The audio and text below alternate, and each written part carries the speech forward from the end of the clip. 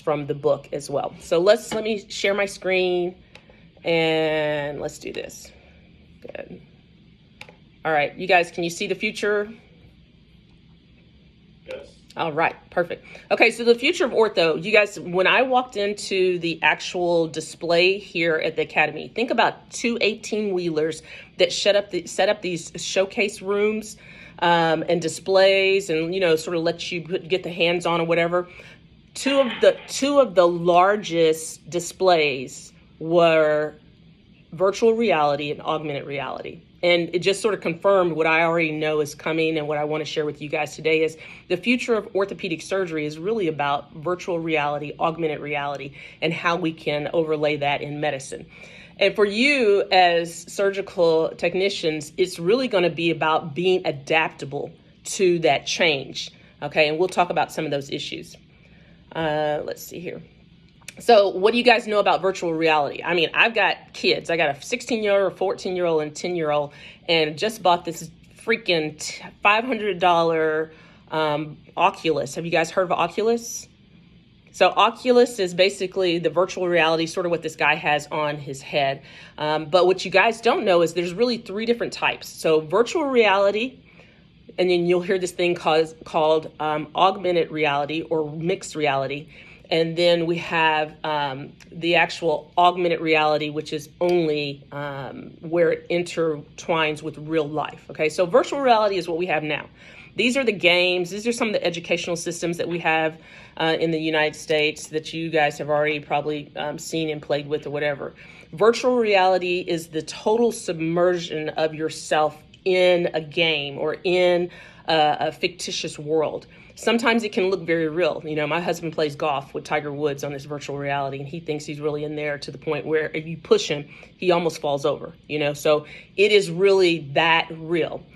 However, it's limited because it's really, really cumbersome right now, right? So it's a very big head monitor. They've narrowed some things down to where the point of the glasses, if you see my glasses, they can have the little, totally Star Trek, you guys, where it folds over and you actually have this also virtual reality, augmented reality in front of your eye. And so that's another thing you'll see too.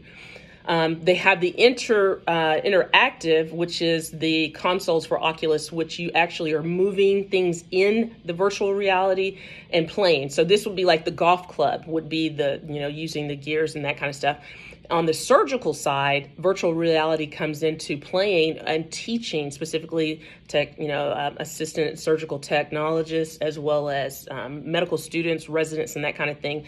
So if you were a gamer, or if you've ever done video games, and, I'm showing my age, but I grew up at the time when, Xbox was really coming into play and all these other things. This takes it to a whole nother level. But if you're good at that, you'll be successful at this. And so that's one of the things that industry outside of medicine is trying to really push, is this new technology. So mixed reality is exactly what it sounds like. It's when you can bring in with the Oculus the real world, but at the same time, it's fake. Whatever you're looking at is not real. So you guys may have heard of Adam. Adam was the gross anatomy lab that they basically had a cadaver and they sliced it up in several slices, and you could pick it up, you could turn it around, you could look at it, you could pull out the blood vessels, you could pull out an organ, you could see the bone, you could turn the bone in 6 planes. So that was Adam. That was mixed reality. That's what mixed reality was. It was a very expensive program when it came out about 15 years ago, but has become more accessible to the point now that most medical schools, and I believe even some nursing schools, and I hope surgical tech schools are providing that program and some other programs like that free, because in the era of COVID at this point, we really we were behind the 8 ball when it comes to teaching and being able to be in the gross anatomy lab, to be able to physically do some of the physiology and pathology stuff. And so this gives a layer of educational training that you won't experience anyplace else. Let's see here. So that's virtual reality, okay? So then we're gonna get into what, we talk about entertainment. That's what kids are doing now. Nintendo 1-2 Switch, you guys can see. My kids love this thing. It's always on. I have a Sloan STEM plus arts thing. We've bought 3 of these things for the summer. Kids love this virtual reality. And so it is taken off, and now it's transporting into medicine. So there are some doctors, you guys, I don't know if you've worked with robotics,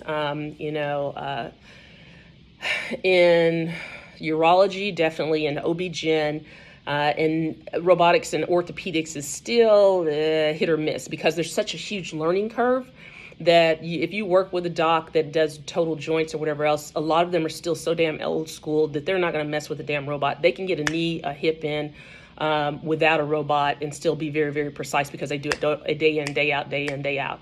So the learning curve with not just the technology, but also the surgical skills that goes along with that. And this is where you guys come in because you've got to be very educated about what this thing is, how it works, how to problem solve, how to troubleshoot, anything that can and will go wrong, as you know it will in the operating room, right?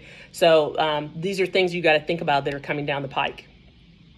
So also in education, we talked about this already, like the Atom and other things. My kids are starting to use it at school as well. So it is becoming our norm. It is becoming a new norm that we have to adjust to. So really what I want to talk to you about is the augmented reality. Augmented reality, you'll hear AR or XR, not X-ray, but XR is augmented reality. And these are the things that you're looking at. So this is actually like a 3-dimensional figure of an X-ray hanging in midair while I'm in surgery. That's not me, of course. I'm not the white chick, but you guys know. So it's that feeling of I can see what I'm doing. You can rotate it. You can see it and touch it. You can see where the fracture pieces are, that kind of thing. So you know where the plate lies. You know where the rod may need to go or whatever else. Same thing here. A lot of the C-arms, I know GE has a protocol now, and there's another one that's Zeiss that is actually a Switzerland company that makes the lenses and that kind of stuff. They have a 3-dimensional CT scanner, very damn expensive. Most hospitals won't have this yet, but it gives this augmented reality technology. So it takes the patient's X-ray, if you will, or CT 3D reconstruction. As you can see, this is the pelvis as well as the femur, and it will show you where the fracture is, overlay it with the skin and whatever you're doing. And then you can actually take your starting pin into the inner troch here and start and make a less invasive incision, right? So smaller incision, you're not cutting much as fascia and muscle planes. You can stay away from blood vessels because at some point they can even do the contrast to show the vessels as well. And it's real time. So therefore, you're doing all of this at the same time you're looking at these images, and it's less invasive for the patient, which means lower cost, hospitalization, quicker return for the patient as far as economy and the system working and that kind of thing. But this is all make-believe right now. Augmented reality is only in the lab, if you will. Okay, so here in Chicago, we're in these environments playing with this stuff, and they're trying to get the doctors to buy in. And you got a new generation. I'm a Gen X. You got the Gen Z. You got millennials that really and truly love this thing, and I can see that it's going to continue taking off. Here is augmented reality where you have the actual patient's knee open, and then a regular saw blade that we're going to use with the guides. I don't see a guide on here, but if you were to use this, it could actually tell you if your angle was off for your pitch for your tibial plateau, versus your posterior condyles, that kind of thing. And so if that's the case, then you won't be able to get a good